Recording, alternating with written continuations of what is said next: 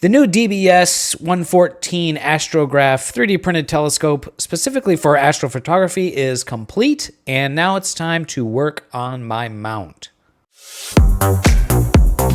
Say, build stuff! Before we get to the mount work, check out my previous video if you haven't already. I designed and built this very cool little 3D printed, mostly 3D printed telescope specifically for astrophotography. The part files are all available for you to download and build yourself if you would like. A few updates on that project. I have released what I'm calling a version 1.1 that just changes the focuser configuration a little bit. So there's now three options. There's the first option is the stock what I'm calling the stock configuration, which is the 3D printed focuser with the gear drive that uses my designed electronic autofocuser. Then there's a version that uses the same 3D printed helical focuser, but uses a belt drive and has mounts for the ZWO or Gemini style off-the-shelf electronic autofocuser. And then we have a third version, which has no focuser, but just has a standard style mount to use an off-the-shelf focuser. So check out the links below to my website and to Printables to get the latest project files if you're interested in building that. Also, reminder too, if you are interested in this project and you want to support, the simplest thing, well, the easiest thing you can do is to just like and subscribe to the channel, like the video, subscribe to the channel. But also for purchasing materials and supplies, if you use my affiliate links down below or in the bills of materials, that will help the channel out, the project out. And also, if you would like, you can join my Patreon account, also linked below, or become a member of the channel here on YouTube. Going into this project, I knew that guiding at the small pixel scale and field of view that this telescope and camera sensor that I'm using would be a challenge, and well, here we are. When I designed and built my Harmonic drive telescope mount a little over a year ago, I had no intention of using it for astrophotography. So I really just needed it to slew to targets and keep it centered in the eyepiece, just roughly good enough for visual observing. But for long exposure imaging, you need very high degrees of accuracy. I was rather kind of surprised to find that with my previous rig, the guiding performance of the mount was totally adequate, but that was a very large pixel scale, very wide field of view using the Rokinon 135mm lens and my Player One Astronomy Uranus C camera, which uses a Sony IMX585 image sensor, provides a pretty medium to wide field of view, so the accuracy of the guiding is not nearly as critical. Astrophotographers typically strive for those perfectly circular pinpoint round stars. That's the benchmark. If your stars are pinpoint round, it means your images are going to be sharp and in focus, and you're going to get all those great fine details. With the previous rig, you can see I get some pretty nice pinpoint round stars. Part of that is the excellent optics of the Rokinon lens, but also it's clear that the mount is guiding accurately enough for these star shapes not to streak or elongate. With the new scope and the much smaller pixel scale, the mount is giving me elongated or egg-shaped stars. This is reflected in the guiding data. If we take a look at the guide data, particularly the scatter plots, you can see that it's just not keeping up in RA, or right ascension, and the scatter plot actually looks like the shape of my stars. The typical average total error I was seeing in guiding was about 1.8 arc seconds RMS. I had a suspicion that one issue that might have been hurting me was the distance from the right ascension axis to the declination axis, or the optical path. Another way to think about it, the greater that distance is, the more amplified the error in rotation would show up as a noticeable streaking in the image because it's an arc. The further away you are from the center of rotation, the longer the horizontal distance. So out in the desert during our last new moon trip, I had my buddy Jeff help me, and we did some surgery out in the field to reconfigure the mount a little bit to shorten that distance. And this did seem to maybe help a little bit with the RMS error maybe coming down to around averaging about 1.3 arc seconds. And that's also with a little bit of tuning. So it's better, but still not quite good enough. So back to SolidWorks for some more significant design changes. I reduced the deck to RA distance even more, as much as possible. This new configuration is a lot more sleek, low profile, and inspires a lot more confidence in, at least mechanically. I also changed the stepper motors from the sort of economy level, I guess they call them, 5-to-1 planetary gearbox models, to the precision 5-to-1 planetary gearbox models. These claim to have significantly less backlash, and, if it's called precision, hopefully that means it actually is just overall better, right? So we'll swap those out as well. Okay, and on to the build. The first thing I need to do is assemble these new stepper motor mounts, because the precision planetary gearbox stepper motors have slightly larger diameter on the gearboxes, so the old mounts would not work. These parts were split in half and printed laying down on the build plate to make use of the optimal print orientation for the layer line strength, and then get epoxied together using my favorite epoxy 3M DP 420. And then my epoxy curing oven hack, you just put them in your 3D printer enclosure and turn the heated build plate on to make a warm environment for the epoxy to cure faster. Now it's time to disassemble the mount.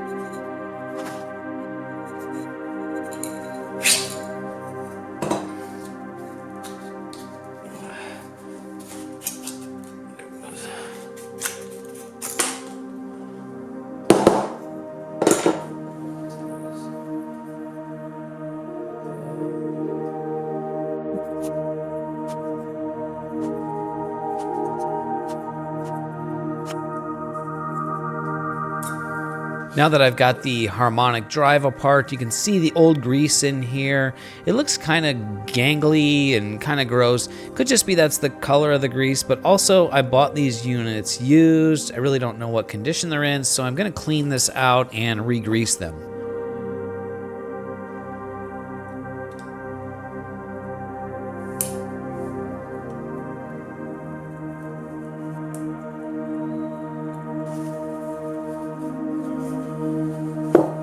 And I don't think this necessarily looks bad, it's just that I don't know what condition they're in, so we're going to reapply the grease.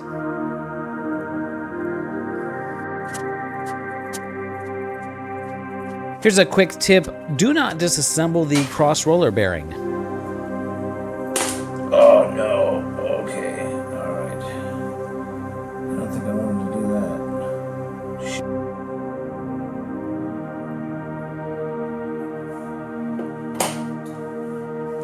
It is extremely difficult and tedious to get the little pins back in place and in the right order. So unless you really need to take this apart, just don't.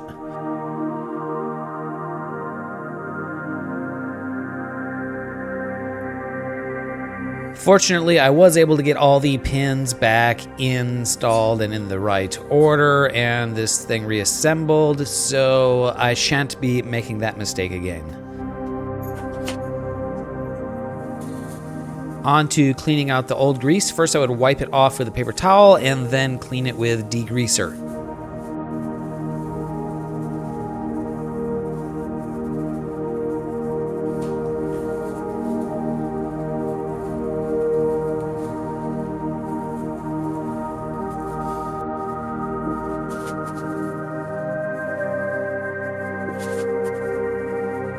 And then I'm re-greasing the drives with super lube, just generic synthetic grease, making sure I really work it down into all the rollers on the bearing.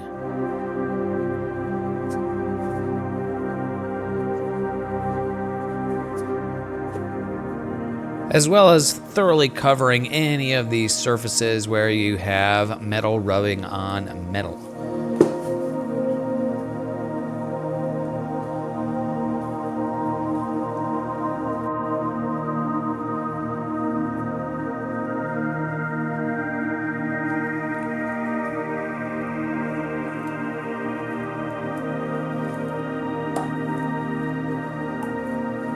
And then once reassembled, I rotate the drive a bit by hand as much to kind of just help work the grease into position. And then on to disassembling the declination axis.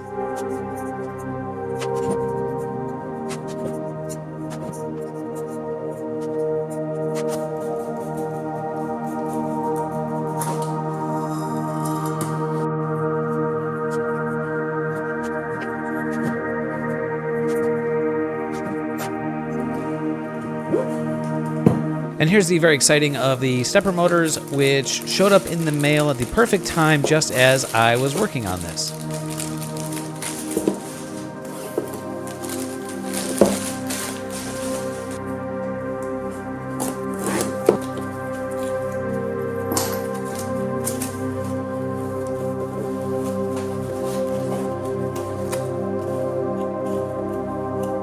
I wrapped the end of the stepper motor wires with a bit of electrical tape to aid in feeding them through the wire cable sleeving.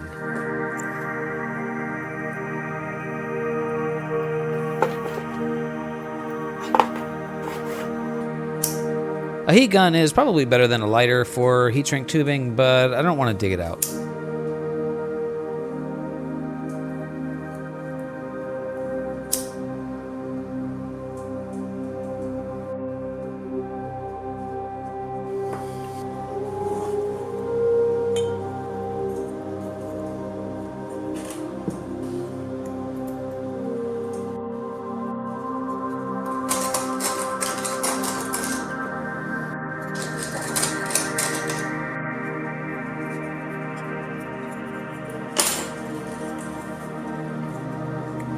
These precision gearbox stepper motors have a keyway to help lock the shaft, which should be much better than just set screws. Although they are a bit more tricky and fiddly to install, one thing you don't see is off camera I have sanded on the edges a little bit to make them fit into the keyway in the shaft.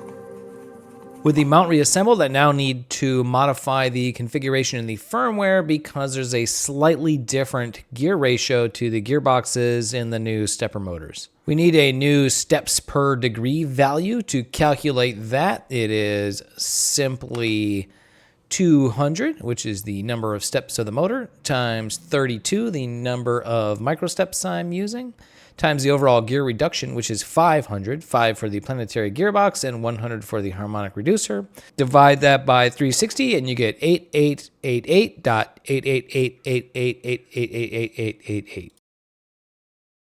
And we set that same value for both axes. That's all the changes we need to make, so I'll compile and upload the new firmware.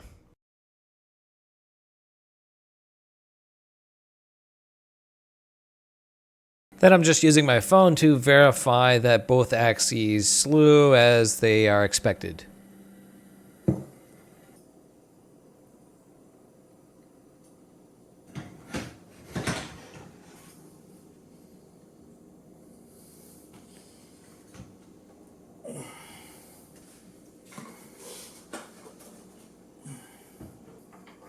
I've replaced the plastic thumb nuts with regular plain hex nuts because I'm concerned about clearance and them maybe colliding with other parts of the mount.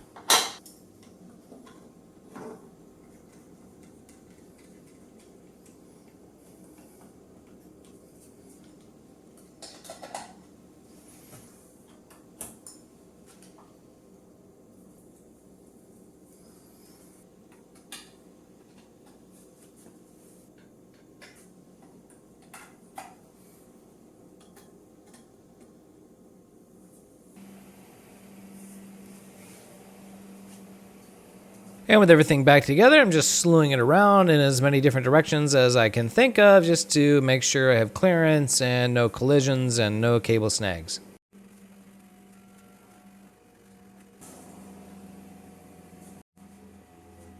After the rebuild, I was able to get it out for one night of testing under somewhat poor conditions, and things seem to be improved. I'm getting now a total error of around 1 arc second RMS. Then we had a week of bad weather.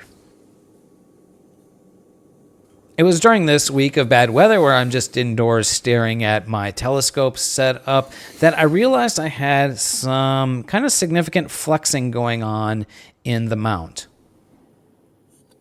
Specifically, the flexing coming from the interface between my 3D printed mount adapter parts that connect to the dovetail that connects the mount to the wedge. This dovetail configuration is really not necessary. We don't need a dovetail here. The only reason we have it is because this was a wedge that I bought off the shelf. It's manufactured for like a general purpose wedge thing, and most telescope mounts will have their their wedge configuration designed into the mount itself. So I designed a new part. The simplest solution to this would just be an aluminum plate with some holes drilled and tapped into it, but that's no fun, especially because I don't really have those machines here that I can do that work on. So instead, I designed an overly complex part that uses a combination of 3D printed parts and prefabricated carbon fiber sheet parts that I'll cut, and then the whole thing will get epoxied together and should make for a pretty rigid box-like structure.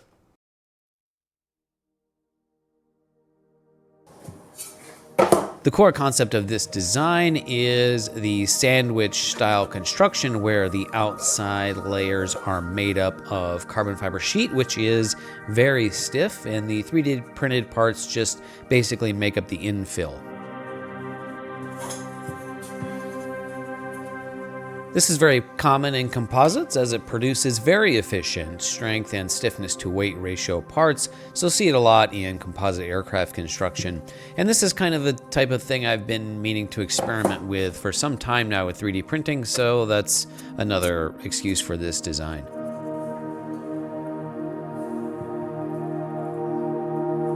My implementation of this technique here is admittedly a little bit sloppy.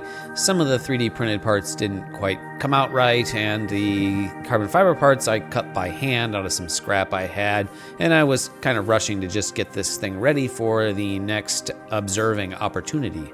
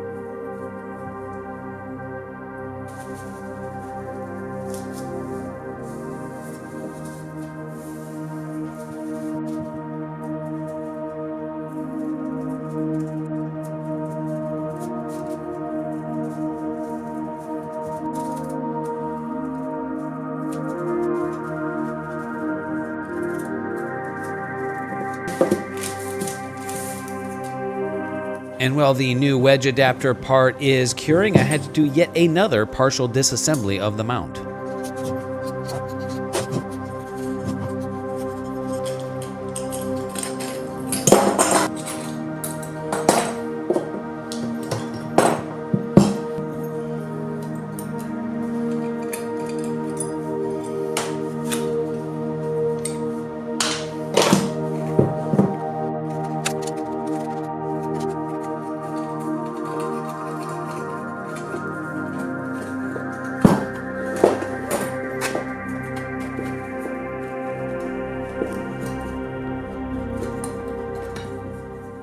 And with the wedge adapter cured, I'll attach it to the wedge.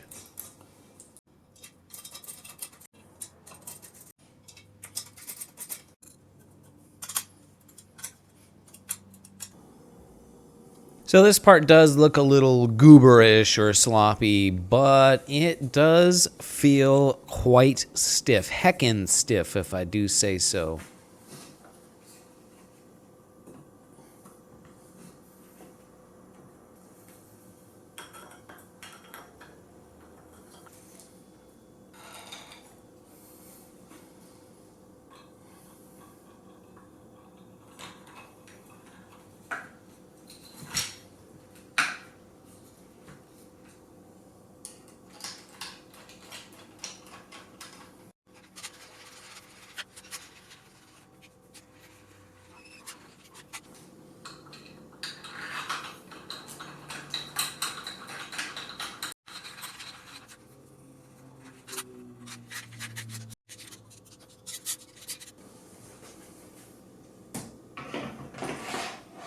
Notice that I've switched back to using the plastic thumb nuts to attach the scope to the dovetail saddle. This would prove to be a mistake. With the telescope mounted, I can clearly see there is a significant overall improvement to the stiffness of the entire system. It's a bit hard to show this on camera, but I can definitely feel it is significantly stiffer.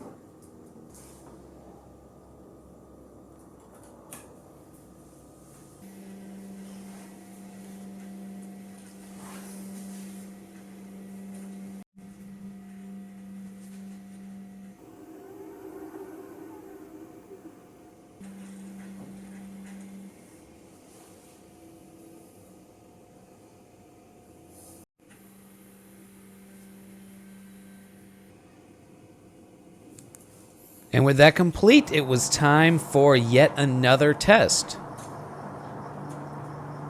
During this test, I discovered yet another clearance issue. It turns out the new wedge adapter piece is a bit wider than the previous parts, and the mount could collide with itself.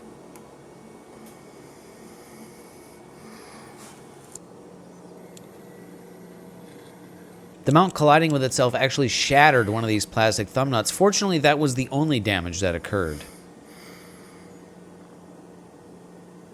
So for now, it's back to using just regular hex nuts and a wrench. The fix for all this was super simple. I just added a 5mm spacer to the declination axis.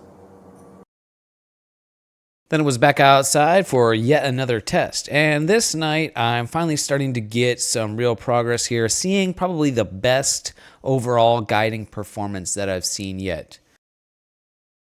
For this session, I was averaging somewhere around 0.8 arc seconds total error, with a minimum around 0.6 and a maximum around 1.0. Here's a single 5-minute exposure of the Pleiades star cluster, and these are some of the best round star shapes that I've gotten with this telescope so far.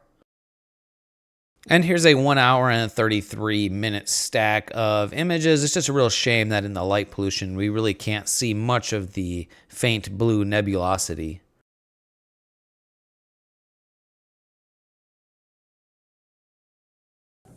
Then it was time for a camping trip up at Mount Pinos for some dark sky imaging and observing.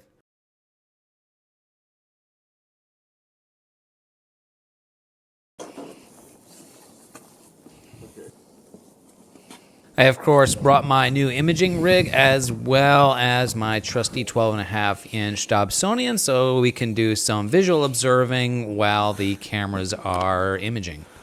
Here is our friend Jeff's imaging rig, looking cool, standing tall here with this new pure extension he's got on his tripod. That's cool.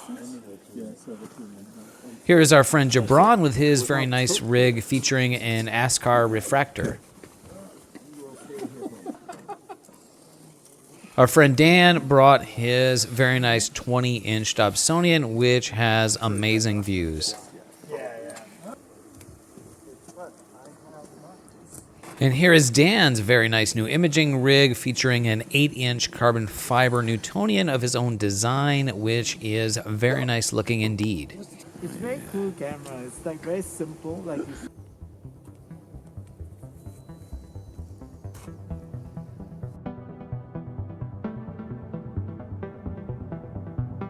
We were up in the mountains for 2 nights. The first night was a little bit windy. The second night was perfect.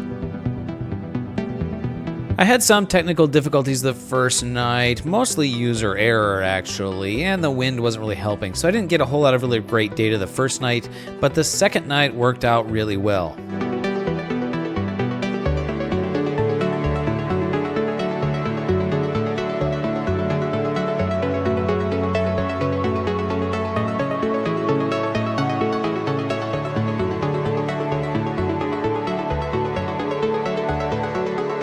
Here is the Angel Nebula, a very cool and unique region and object to image. Unfortunately, I was only able to get a little over 4 hours of data on this target, and I really need a lot more, so hopefully next month.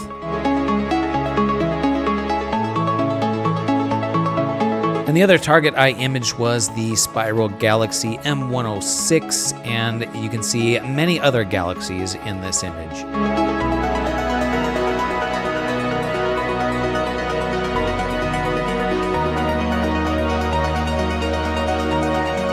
At this point, I think I'm pretty satisfied with the way the mount is working, and now I will turn my attention back to optimizing the telescope. Don't forget to like and subscribe, and I'll see you guys on the next video.